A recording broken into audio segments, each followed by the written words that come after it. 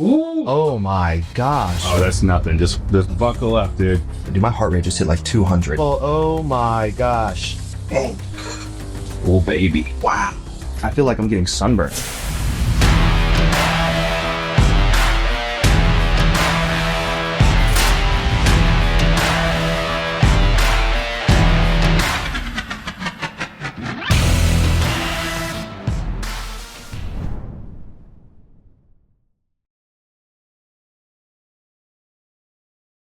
All right, Michael Smoak, welcome to Beat the Heat. Dude, thank you for having me. I'm excited. AKA HigherUpWellness. Yes. Pumped to have you. So how this works, you've actually seen the episode. You saw Sarah Blakely come on. I witnessed by it, yeah, from afar. Yeah, so how this works, what you probably didn't see was, how this works is, so we start at 160, we end at 230. The goal is to make it to 30 minutes. You beat the heat, you win the golden ladle.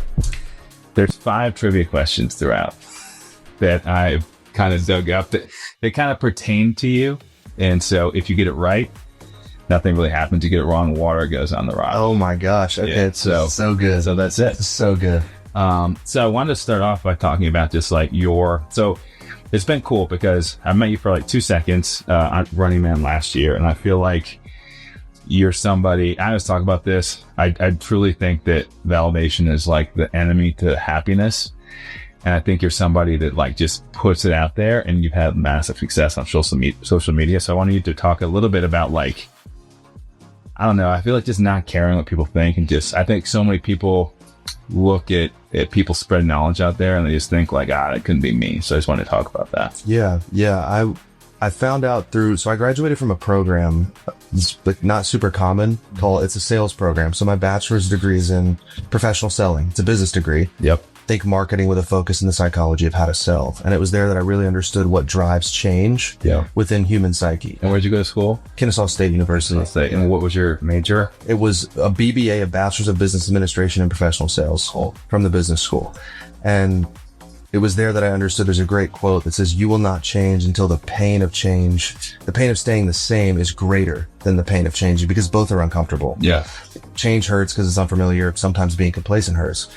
And once I understood that, it became easier to accept it and move it into my own life, because we're always trying to evolve and move forward. And I had gotten to the point with my love for taking care of myself, because I saw what it did for me when I lost the weight. I lost like 60 pounds 10 years ago, kept it off. And it was a mix of understanding how I showed up differently for myself, for others, how others treated me differently, because it's a sign of self-respect. And I also saw a gross overcomplication of the information being relayed in the fitness industry. And it was a boiling point, a mix of those things paired with months of what will they think of me? What if no one listens? That I hit the breaking point of, yes, this is unfamiliar and a little scary, but this is way worse. So I changed. And all I did was share why I thought being in shape and staying in shape was actually remarkably simple, and how most people grossly overcomplicate it. And through intertwining my story and a lot of God's grace, I was able to grow it to what it is today. And what did you, like when you first started, was there as much pushback as you anticipated, like that you were scared about, or was it like minimal? It was minimal. Yeah. And I think that's a really good example of we suffer more in our imagination than reality. Yeah. Yeah. When you said like the pain of changing is great, I'm like, it's usually actually not as bad as people think. Yeah. Like and I think people, especially on social media, would be surprised. Like if your intentions are good and you're putting good stuff out there, most people can see through the BS anyways. Like if you're genuinely trying to help, not many people are going to throw shade, which people will. Always. But it always comes from below. What's been, Oh, thank you. Water. Oh, you almost went. I didn't know we were allowed to have this. Oh, yeah, you are. I thought you were just going to make me raw dog. No, you're good. Oh, does that have electrolytes in it? Yeah. Relay. You guys have thought of everything. Yeah. So when it comes to social, like what's been have you had one post that like people went nuts about? Has it one that stuck out where you got the most negative stuff? Oh, yeah, absolutely. Most negative, that's easy to answer. Okay. It was 8 seconds long, which is the craziest thing. And I'll recite the video. It's not. I love how fast it is. It still impacts me today. Yeah. There's no such thing as bad PR. I want to make that absolutely clear to everyone. That's what I'm telling myself. So I made a video, and I have videos that have incrementally changed my life from a virality standpoint and growth. But this one definitely gave me a lot of exposure to a community I wasn't aware of that now is not a fan of me. And it was a very simple video. I said, this is a gentle reminder that it's not your hormones. It's not your insulin. It's your elbow. Every time your elbow bends, your mouth opens. And that was it. Yeah. That was the video. And that's exactly as I said it. I said it with a soft smile, and it was meant to be a little bit inflammatory, a little bit humorous. But it was also meant to say, like, there are a lot of people that have a lot of conditions, and when they realized I wasn't being honest about my nutrition, their life changed. Yeah. And so it was really meant to just be a little bit of a jab, a little bit funny, but it invoked an insanely... Well, I'm sure the algorithm also kind of, when you eat hormones and insulin, all of a sudden you got fed to like a little bit different consumer, different audience. Yeah. Yeah, I feel like you do an awesome job of, you're very matter of fact. Actually, I told Jade, I was like, when I first met you, I was like, he's way nicer than I expected. Everything's so cut and dry. Well, it's like a cut and dry thing, but it's like, it seems like you'd be a little bit angry. So, I'm glad that you're a nice guy. Yeah. That'd be tough to have you on a podcast. But that'd mean the whole time and yell at me. It'd be exhausting to be a for all that time. I can only do it for a few seconds at a time. You played off well. Yeah, thank you. I appreciate it. All right. So you did go to KSU. So in Georgia, based on the amount of students, this is the first trivia question. In the state of Georgia, where does it rank in the top 10 as far as enrollment goes? Number 2. Final answer. Yeah. Number 3. All right, so this is when it gets rough. I was hoping you got that right. So this is when things start to hurt a little bit. Come on, Michael. How did you not know? You should have known that. I could have sworn we were second in attendance only to Georgia. Ooh. Oh my gosh. Oh, that's nothing. Just buckle up, dude. Just buckle up, man. Eric Hinman's sauna was not anything like this. No. It's because Eric, he's calling you soft, Eric. Yeah. Whoa, I don't even have contacts into my eyes. Eric's birthday next week. Probably by the time this comes out, it'll already be his birthday, so shout out to Eric. We actually have competitions on who puts the most hours into their sauna in the app. Who's winning? Me. Definitely. How many hours? Is this like a part-time job for you? Sitting in this box? Once every 2 weeks. I don't know if that qualifies for part-time. But we have people over a lot. And then also we have both. Eric blew his other one broke. So we have quite a few sauna hours. But so let's go down to wellness. So let's talk about your weight loss journey. Mm-hmm. 5 minutes in, by the way. So you lost, how much weight did you lose? I lost about 50 pounds.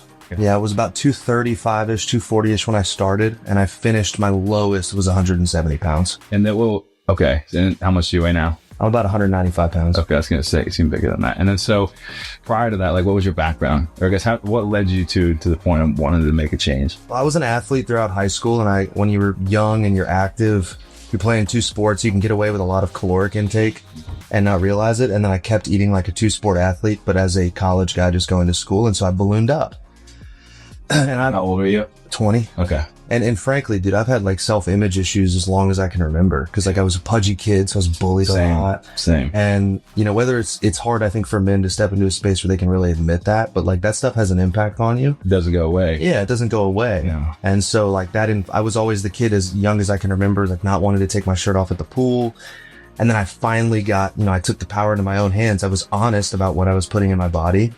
And over the 10 months, I discovered a couple of great fitness YouTubers, one of which I had on my podcast recently, Grego Gallagher, Kino Body. It was a cool full circle moment, who just preaches the simplicity of it is about your intake. It is about your protein. It is about your movement and your training, and nothing else matters. Yep.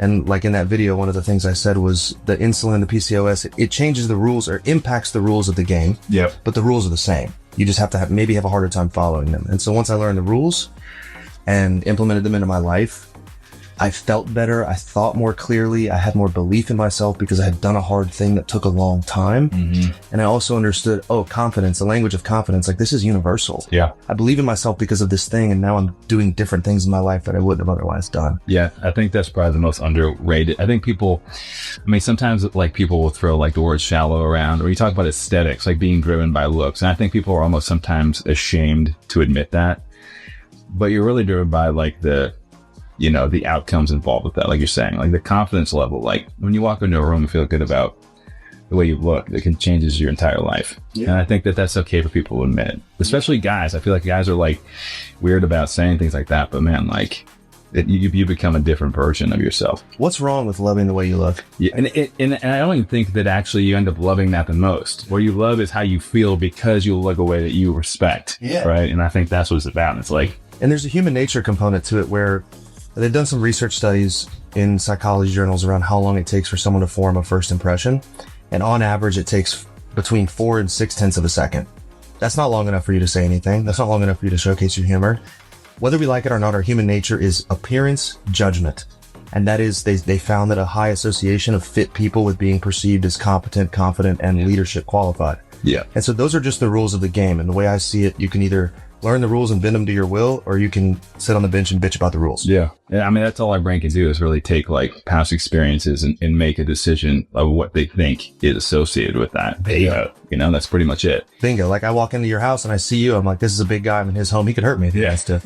I didn't mean to think that, but that's where the mind. You clearly have not enough experience with me because I'd be the last person to ever hurt somebody like that. All right. Question number 2. Are you nervous? A little bit now that I got the first one wrong. All right, so we're going to go have steak tonight. If you eat an 8-ounce steak, how many grams of creatine is in that steak? Let's say it's a fillet to be. 8-ounce fillet. I think it's about 2.5 grams of creatine. I give it to you. It's 2-ish, but like on the high end, 2.5. Yes, nice. This is the one podcast too, where or I guess like game show where I'm rooting for you. Yeah, because it hurts both of us. Yeah. No water? No water. No, you got it right. You got 3 more questions. But what? So when in your own routine, right? Like, so you went through this journey in your own routine. What are like your staples? So let's say you can only pick 5 things. It's gonna be a hard question. 5 things, right? And let's say the 5 things are like big bucket items. Like I'm trying to put parameters on this, but let's say like your cardio, your strength, supplements, we'll say food planning, like things along those lines. Like what are like your non-negotiables if you can only pick 5 big bucket items? What a great question. And if you want to go in order from ranking of what you think is the most important, that'd be tough. It depends on what the goals are. So I'll say what I teach. Actually, let's do 2. Let's do 3. We'll do top 3s, but let's do aesthetic. 1's aesthetic, like how do you look to the best you can look, and 1 will go from a longevity perspective. Perfect. Okay, so whatever you want to start with. Top 3 aesthetically: calories, protein, resistance training. Anything else, if I wasn't, I could add walking in there on 4 because just movement. But if I wasn't moving at all, I could still manipulate my calories to build a good physique and be set. He's implying sleep, by the way. I am implying sleep, yeah. You said aesthetics. I know. Strictly muscle building. If I'm talking strictly longevity, yeah. It is 100% sleep. And this is the order: sleep, micronutrients, or food quality, sleep, food quality, and I've had a recent shift and change in heart on this. This is so weird for me, but for longevity, I found activity early in the day.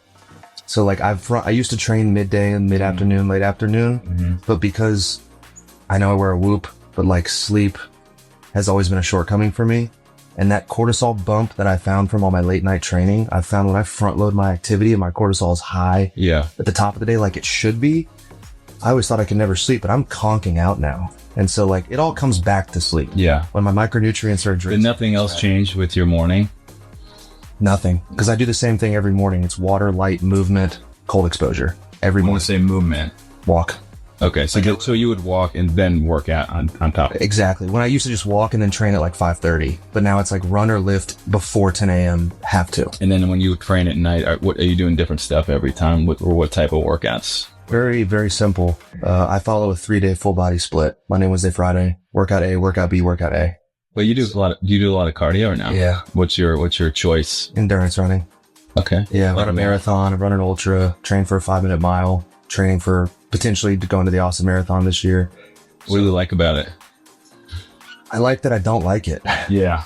Yeah. I mean, but I hated it.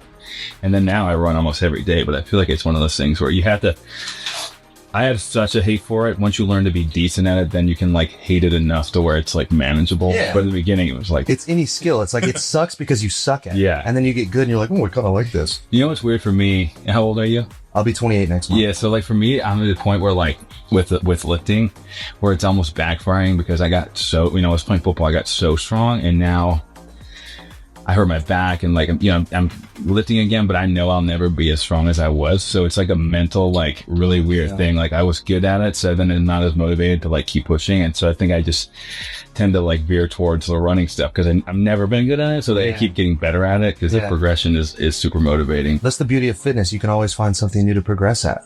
Yeah. That's why I love it so much, and it teaches people so much about themselves. That's why I love getting into Olympic lifting after football, because it's so technical that like you can forever get good at it. We're halfway through, by the way. No way. How you feeling? I feel great. Yeah, this isn't bad. This is the 20-minute mark is like on the marathon where the race starts at 20. Oh yeah. Like that's the 20-minute mark here. I know we're going to be walking into the pancake. Oh yeah, for sure.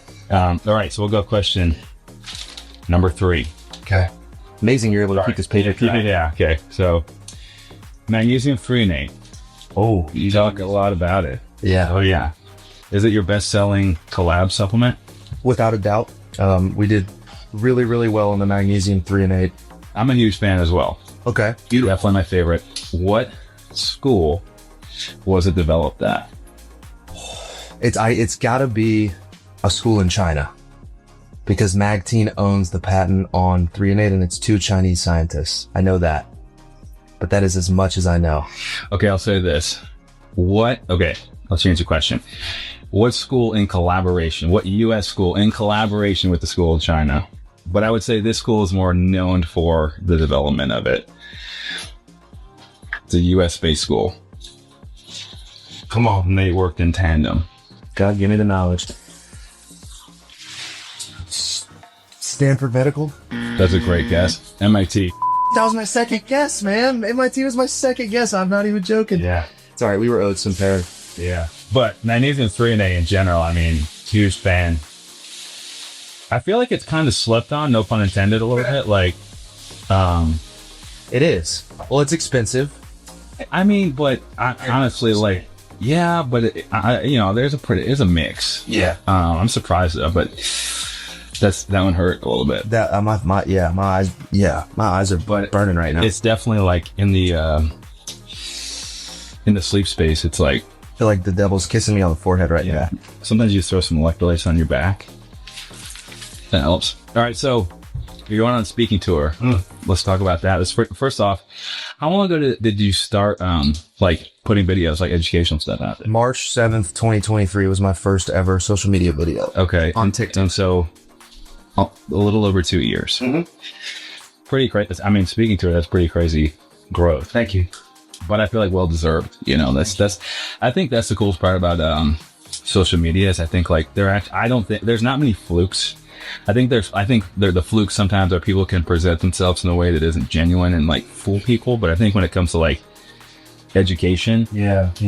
if you make enough videos, people are going to see through it. And so Exactly. So what are your goals? Like, well, one, what cities are you going to if people want to check it out? And then two, like beyond that, like sky's the limit. Like, what are you looking to do? Yeah. Thank you for asking. We're going on our 5-city tour. Myself and my good friend Nick Comodino, we're doing half-day seminars. So this is not like an hour-long, come watch me talk at you. It's going to be interactive. There's going to be a workshop component. My goal is to jam-pack as much value as we can in a half day. So those 5 cities are going to be, and they start in September. Tampa, September 5th. We've got Atlanta and Chicago in October. Obviously, to go to my home city, Atlanta. San Diego in November, and then we finish with a big 3-day show in Austin in early December. Where are you doing in Austin? Probably at the conference center that Nick rented the last time he did an event that I came to about a month ago. It's the Doubletree in Austin, I think. Doubletree. Cookies. You get cookies there. Now you can check in. You get cookies. Flush hot cookies. Not that that's, Maybe they won't. Maybe they'll give us some because we paid them an exorbitant amount of money for that. The cookies for sure. So after that, like what are the, like when you look ahead, like what's a year down the road and then 5 years down the road? I mean, I feel like you're on this rocket ship. Thank you. Yeah. It started with helping people get in shape, and I think that's important to clear out the physical mind, the physical body, and understand what's really important. You can't do that if you're just trotted down with a bunch of crap, brain fog, poor sleep, bad diet. But I've been through a lot of like really tough stuff in the last year. You know, been through some, the ending of some relationships. Lost my father in January. Did not lose him. He passed. But that's my best friend. And so like I learned a lot about grief and carrying him through that experience because I was his caretaker alongside my mom. Before you get to your answer, what do you think? I think a lot of people who fall into a bad spot or like are looking to make a change, I think that oftentimes there's like a trigger point. I think when people go through hard things in their life, oftentimes that's when things come unraveled. Yeah. Yeah. Was it more challenging for you going through that stuff to stay on task or did you lean into it? Absolutely incredibly challenging. Like some days the hardest part of my day after spending, 2 days at the hospital with him because he had a fall or he was declining. It was just like getting out of bed. But I had a high rocks to prep for. I had 200 coaching clients. Like I had things to show up for. And the two things that I lean on is number one, proof. Like I know I can do hard things. And this is no different, even though it's a different kind of hard. There's that quote from Hormozy about stacking evidence that you are who you say you are. And second, there's just like, not to preach, but there is a piece of scripture that regardless of your faith and where you align is super great. It's James 1, chapter 2 through 4. Basically says like, count it joy when you face trials because you will be complete. Let perseverance run its course. So you'll be complete and lacking nothing. And I've seen that now. Like I'm able to help people at such a deeper level than I was before I went through that. And so long term, to answer your question is I want to do more in-person impact. I want to speak more. I want to speak to bigger venues because I feel like that's what God's calling me to do and what I'm good at. And I'm going to lean into that. Always using content as a launching pad. Dude, my heart rate just hit like 200. I told you 20 minutes, dude. 20 minutes what is your heart rate at? Feels like 200, 160. So I'm on a zone 2. There we go. That's higher than zone 2, right? Ooh, yeah, I'm just outside. Well, look at you being a little aerobic machine over there. How you feeling? What are you at? 128. What? Yeah. God, I'm soft.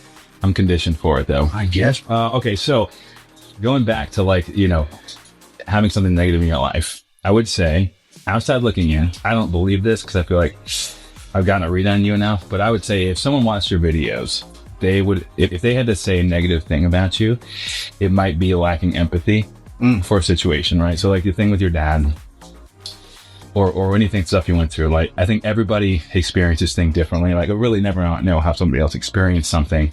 There's a chance that people experience things that are perceived as like insurmountable. Absolutely. Has your empathy changed at all? Like going through those experiences, like when you look at somebody that's dealing with a weight loss thing or a big life event, like has that shifted your mentality at all? Or is it still kind of like system based? Yes, absolutely. The systems are still important, but like I understand now that a lot of people aren't morbidly obese or overweight because they just have an elbow problem. It's, yeah, sure. That's the mechanism by which it's manifesting, but I have you met him actually, my coach, my friend Kian Lagi, you met him this past weekend. He says people are physically fat, sure, but a lot of the times it's because they're emotionally fat. And instead of picking up the bottle or the pills or whatever, they pick up food. And so now I have a deeper understanding of like when it feels like everything is just crumbling. I get it now, but I also even more clearly understand the possibility and the importance of showing up for yourself because the you on the other side of showing up is just so much better prepared for all the shit life throws at you. Yeah, no, I agree 100%. I still feel like with like obesity and things like we're missing a component like of just I mean, it's crazy. We can see like light years away and then like we can't figure out our own body. I know, but I'm saying, I know exactly what you're laughing at. All right, question number 4. Oh my God. Rock and roll, baby. This literally feels like my dream to be on a Hot Ones type show. Well, you kind of walk in here and you were like, I was like, are you nervous? And you were like, should I be? And I was like, yeah, dude. But like, if I'm nervous, it's just gonna make it harder. It's also can be respect. You could word it as respect. Fair. Okay, 1996. You're from Atlanta, right? You're from Atlanta. 1996 Olympics. Michael Johnson, first person to win the 200 meter, 400 meter. What was Michael Johnson known for? What was his thing? He was very famous for a very specific thing. Michael Johnson's 200, 400 time. Olympics. What was he known for? To be honest, if you don't know right away, you're probably not going to get it. But I mean, I was just a twinkle in my dad's eye. I was born in 97. Well, you had a whole year. Just don't know it. Just something sports history. He had total shot in the dark. He had an uncanny warm-up ritual. He threw his gold shoes into the crowd after the race. That was his thing. That was a tough question, to be honest. But I didn't know you could have been a track at. What sports did you play in high school? Football and baseball. Oh my gosh. Are we allowed to get in that cold tub after? Or do we just have to? Yeah, for sure. Oh. Oh, baby. Wow. Okay, so our next I feel like I'm getting sunburned. episode is called Hot as Balls by Nads. Nads are an organic cotton undie. I can relate. And the good, I mean, probably if you looked into it, but microplastics and heat, that's something they will really check out on the side. 100%. Yeah. So what we're going to do is we're going to start off from some this or that. I'm just going to hammer through these as fast as we can go. Okay. How you feeling? Great. All right, here we go. Hot as balls. Vitamin D or magnesium 3 and 8? Vitamin D. Creatine or magnesium? Magnesium. High rocks or CrossFit? High rocks. More inclusive. Squat or deadlift? Deadlift. Powerlifting or Olympic lifting? Powerlifting. Rower or skier? Rower. Skier. Respectfully. Run or lift? Oh, lift. McDonald's or Wendy's? McDonald's. Filet-O-Fish is goated. If you know, you know. Chick-fil-A or Five Guys? Chick-fil-A, no contest. I'm from Georgia. Tequila or vodka? Tequila, no contest. Instagram or TikTok? TikTok. HRV or resting heart rate? Resting heart rate. Would you rather have $1 million straight up or take the chance to win $1 billion? You play Tiger Woods for 72 holes. If you beat him in one hole at Augusta, you win $1 billion. But if you don't beat him, you go to jail for a year. One hole. I go to jail and I'm broke? And you're not broke, but you're just where you were. Oh, yeah, where I was. I'm going to lean on finance instead of hoping inspiration $1 a day is worth more than $1 tomorrow. The odds. Okay. Millions. Bop everywhere or skip everywhere? Ooh. Skip. City or tropical island? Tropical island. Athlete or scientist? Scientist. Lord of the Rings or Star Wars? Star Wars. Meal prep or spontaneous cooking? Spontaneous cooking, but I love meal prep. Protein shake or smoothie bowl?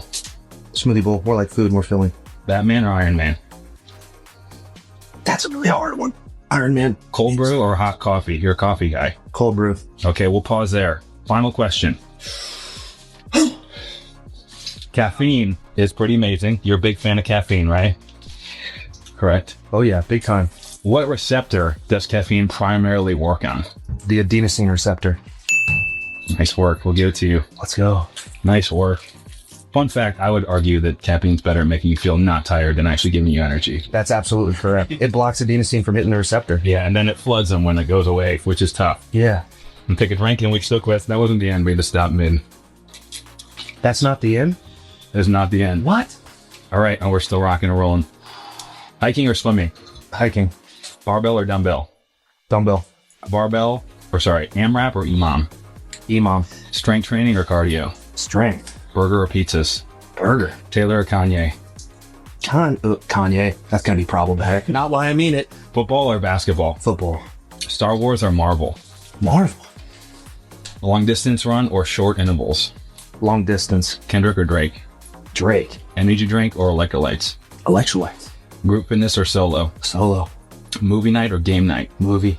Run a marathon backwards or crawl a mile forward? Crawl mile. Wow. Okay. It's over faster. All right, last one.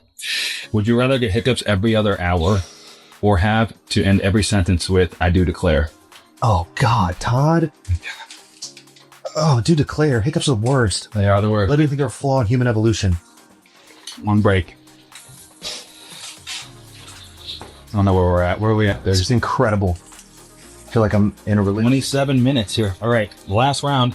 We're going to do smash or pass, and then we're going to ride it out. We got 3 minutes left. Marathons. Smash. Animal protein. Smash. Fish oil. Smash. Stringer tank tops. Pass. Pass. Pre-workout. Oh, pass if your house isn't in order. Burpees. Smash. Mere selfie. Yeah, maybe smash. Sauna. Smash, smash. Obviously. Cold plunge. Smash. Love the mental benefits. Red light. Pass. Undecided. Pump cover. Smash. I'm tiny. Intermittent fasting. Huge smash. Helps people manage their calories. Greens powder. Pass. Raw liver. Pass. Yoga. Smash. Hot yoga. Smash. 10,000 steps a day. Smash. Morning routine. Putting on a T. Yeah, smash. Sleep tracking. Yeah, smash. Strava. If you're not neurotic, Strava, smash. Air wands. Pass. Smelling salts. Smash, I like them. Dry scooping. Smash if you're into wet and masochistic. Friends. Pass. Nice job. That's it, dude. We're not done yet, though. Sorry for the profanity. I'm hurt. All right, all the questions are done, I believe. Let me double check. Why do you do this, Todd? What's the real reason? Because I just want to get vulnerable with you. You know what I mean? It's like, I just want to get close as I can with you. So if somebody was going to start their Instagram, they're like, listen, I think I could help people do this. Where do I start? Like, what would be your advice to them? You correct my earpiece. All right. Got you. There you go. Stop focusing on virality, fame, performance of the content. Start focusing on impact, free value, and how much you can help others, because the world, God, whatever you believe, will pay you back in spades for providing free value. And what if someone starts, let's say they're going after it for 6 months and they just have like 100 views of video? Yeah, my best friend posted for a year every day before he popped, and one video took him from 10K to 400K. So detach from the outcome. Detach from the outcome. And then the 5-year plan, you said more in person, but like, what's the big, like, what's the Hail Mary? Like, what's the one that's like, might make people doubt your abilities that you really have in there that maybe you haven't shared? I know there's one in there that's like, you wish it, but you don't want to say it. Speaking to 15,000 people live. I have no doubt that's going to happen. No doubt. If I were to bet, sign me up for that bet. Give me the under on the time too, because I feel like that's going to happen. God. Do you think you're going to make it? We got 30 seconds left. How hard is this compared to what you thought? Better on the other side, no matter what you're doing. Like, if there's a 1 was the easiest, 10 was the hardest thing you've ever done, where would it be? 7. That's pretty high. Mm-hmm. And then you're going to plan on sauning later tonight as well? Sure. Okay. Ride or die. Oh, we got 10. You made it, bro. 7.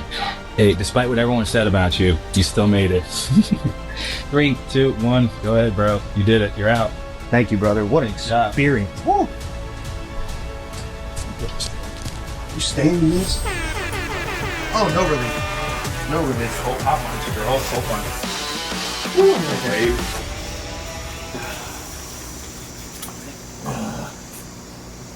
If you get in the cold, I would say just sit there for a second because you'll get really dizzy. I'm so glad I like that last question. Great. Jeez. Oh, that would have been death. I don't know if we would have made it, that last one. No. But I did. Praise God. I love it. Elf. Yeah. Just get out slow, dude. Oh, yeah. That's where everyone's. Oh. You know what's funny and mildly embarrassing? I don't have a sauna at my apartment because I'm not allowed.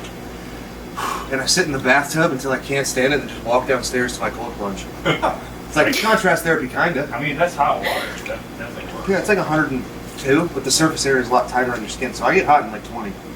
Can't believe I just admitted that on the internet. These are cool tubs. Those are the best. Cool free. All right, Michael Smoak, congrats. You beat the heat. Thank you. Probably your best achievement you'll ever have in your life. This is podium. It's all downhill from here. Congrats, I'm bro. a friend this thing. I appreciate it. All right, Michael Smoak, Cold Creek Cold Calls. Who do you want to see next try and beat the heat? I want to see Wyatt Moss, I want to see Crew Mahoney, and I want to see Key and Loggy all come out trying to beat the heat and earn this beautiful ladle.